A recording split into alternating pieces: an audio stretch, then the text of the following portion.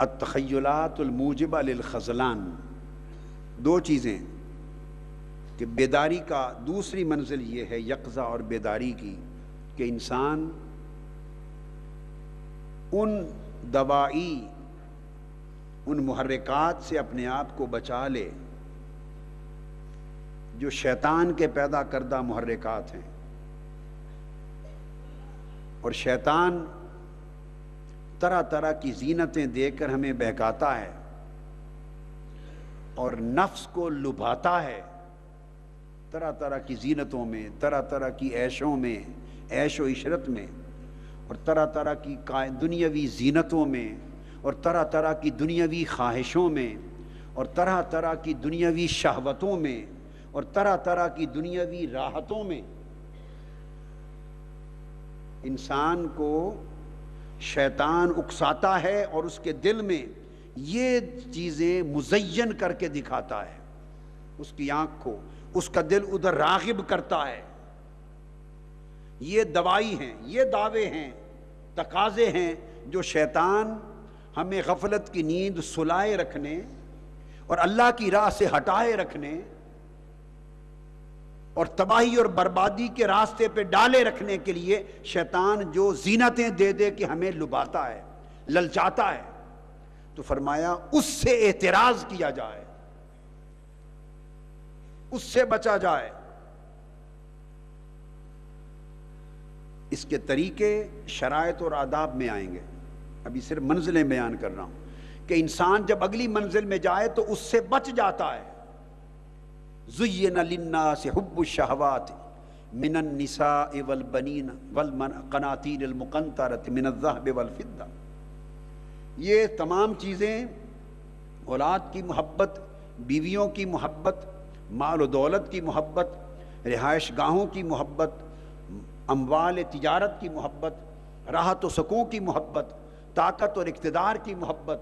حکومت کی محبت، جائیداد کی محبت، دنیا کی زیب و آرائش کی محبت اور دنیا کی زیب و زینت کی محبت، یہ ساری چیزیں انسان کے نفس میں مزین کر دی گئی ہیں۔ انسان جب ان چیزوں کا خیال کرتا ہے تو اس کی طبیعت ان چیزوں کی طرف بڑھتی ہے، مائل ہوتی ہے، وہ للچاتی ہے، اسے ان ساری محبتوں میں سکون ملتا ہے، وہ ان ساری محبتوں میں راحت محسوس کرتا ہے۔ اس وجہ سے کوئی آدمی مال کی محبت میں غرق ہو گئے، ہم میں کوئی لوگ عورتوں کی محبت میں غرق ہو گئے، ہم میں کوئی لوگ مال و دولت کی محبت اور حرص و لالچ میں غرق ہو گئے، ہم میں کوئی لوگ دنیا کے جاہ و منصب کی محبت اور حرص میں غرق ہو گئے، ہم میں کوئی لوگ دنیا میں طاقت اور اقتدار کو حاصل کرنے کے حرص اور لالچ میں غرق ہو گئے، ہم ہی میں کوئی لوگ بڑے بڑے قبیلے دنیا میں بڑی عزت اور شہرت پانے کی محبت اور حرص میں غرق ہو گئے۔ یہ طرح طرح کی زینتیں ہیں،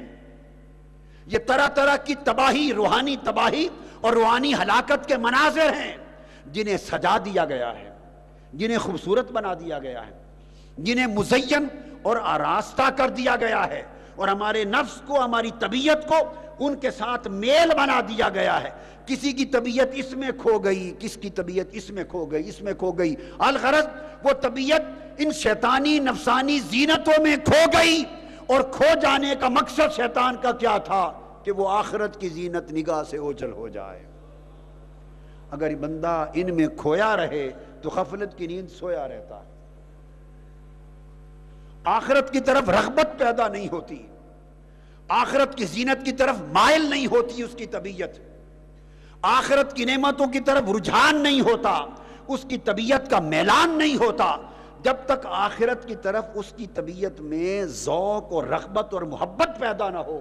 اور جب تک آخرت کی نعمتوں اور اللہ کی بخشش اور اللہ کی قربتوں کے تصور میں اس کی طبیعت میں ایک کیف و سرور پیدا نہ ہو، تب تک وہ دنیا کی زیب و زینت کو چھوڑنے کے لیے تیار نہیں۔ پھر دنیا میں راحتیں ملتی ہیں، مال و دولت ملا، اس سے راحتیں ملی، راحتوں نے سکون دیا، اور جسم نے نفس کے ساتھ مل کر سکون کو منزل بنا لیا، بھٹک گیا۔